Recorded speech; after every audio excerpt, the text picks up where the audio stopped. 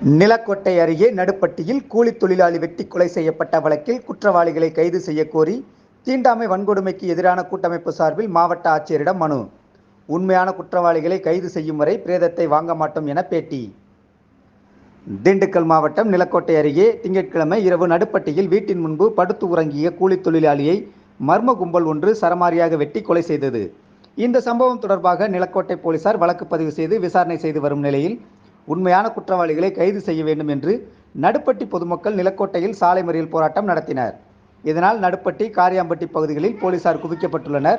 இந்த நிலையில் தீண்டாமை வன்கொடுமைக்கு எதிரான கூட்டமைப்பு சார்பிலும் காரியாம்பட்டி, நடுப்பட்டி கிராமங்களைச் சேர்ந்த சுமார் 200க்கும் மேற்பட்ட பொதுமக்கள் சார்பிலும் புதன்கிழமை மாலை 4 மணி அளவில் திண்டுக்கல் மாவட்ட ஆட்சியரை நேரில் சந்தித்து கோரிக்கை மனு வழங்கினர். அதில் கூலி தொழிலாளி ஆண்டானை படுகொலை செய்த மர்ம கும்பலைச் சேர்ந்த உண்மையான குற்றவாளிகளை கைது செய்ய வேண்டும், ஆண்டான் குடும்பத்தினருக்கு தமிழக அரசு நிவாரணம் வழங்க வேண்டும் என கோரிக்கை வைத்திருந்தனர். மேலும் உண்மையான குற்றவாளிகளை கைது செய்யும் வரை பிரேதத்தை வாங்க மாட்டோம் என கூறினர். கிராம மக்கள் மாவட்ட ஆட்சியரிடம் மனு கொடுக்க வருவதை முன்னிட்டு மாவட்ட ஆட்சியர் அலுவலகத்தில் சுமார் 50க்கும் மேற்பட்ட போலீசார் பாதுகாப்பு பணியில் ஈடுபட்டிருந்தனர்.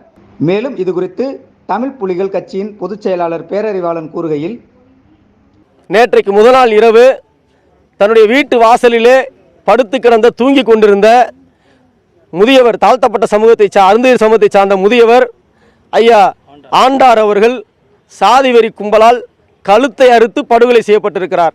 இன்றைக்கு தாழ்த்தப்பட்ட மக்கள் அந்த ஊரிலே வாழ்வதற்கு பாதுகாப்பு இல்லை. தூங்கி கொண்டிருக்கும் போதே கழுத்தை அறுத்து படுகொலை செய்யப்பட்டிருக்கிறார்கள்.